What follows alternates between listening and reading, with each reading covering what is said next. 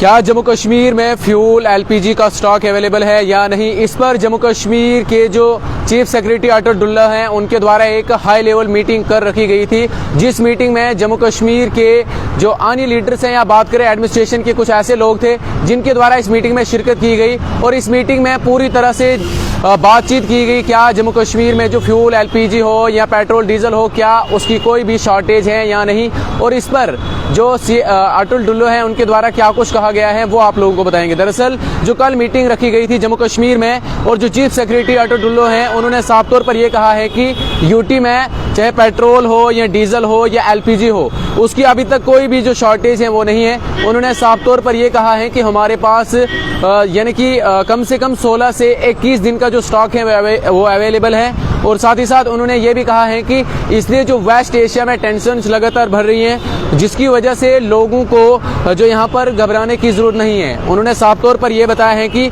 जो high level meeting रखी गई थी उसमें ऑफिशियल्स के साथ फ्यूल और इसेंशियल सप्लाईज का रिव्यू किया गया और कहा कि सप्लाई चेन नॉर्मल चल रही है और जो सामान ट्रांसिट में है वो भी जल्द जो है जम्मू कश्मीर में पहुंचाया जाएगा या भारत में। और उन्होंने ये भी बताया कि जो ये है उस अपडेट के मुताबिक जम्मू डिवीजन में जो यहाँ पर अपडेट है करीबन बताया गया है कि 73 लाख लीटर जो पेट्रोल है वो अवेलेबल हैं, और साथ में अगर हम बात करें तो इसके साथ ही साथ बताया गया है कि 2,70,00,000 से ज़्यादा जो पेट्रोल हैं यानी कि डीजल हैं वो हमारे पास अवेलेबल है। उन्होंने साफ तौर पर यह बताया है कि अभी कोई भी जो फ्यूल है उसकी कोई भी शॉर्टेज नहीं है। वहीं अगर हम वादी कश्मीर की बात करें तो वादी कश्मीर के अंदर जो अपडेट दी गई है उसके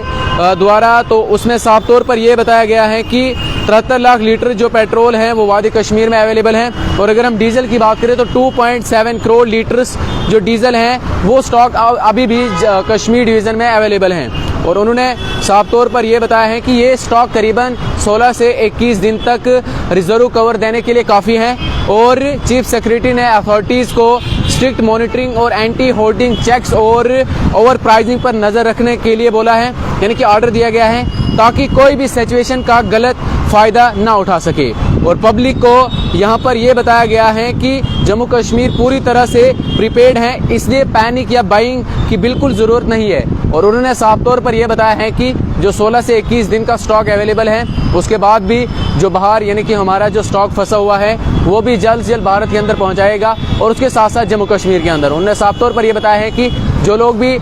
तो उन पर सख्त से सख्त कार्रवाई की जानी चाहिए, और एडमिनिस्ट्रेशन को उन्हें अपील की है कि वो सख्त मॉनिटरिंग करके रखें, यानी कि उन लोगों के ऊपर नज़र रखें जो कि इस गलत जो वक्त इस समय चल रहा है इसका फ़ायदा उठाए। फिलहाल आप लोग वीडियो को जरूर शेयर करें ताकि तमाम लोगों तक ये खबर जरूर पहुंचनी चाहिए। फिलहाल आप लोग देखते रहें द जेके पोस्ट के साथ साथ देश और दुनिया के हर पल हर वक्त के अपडेट मोहम्मद सलीम के साथ। शुक्रिया।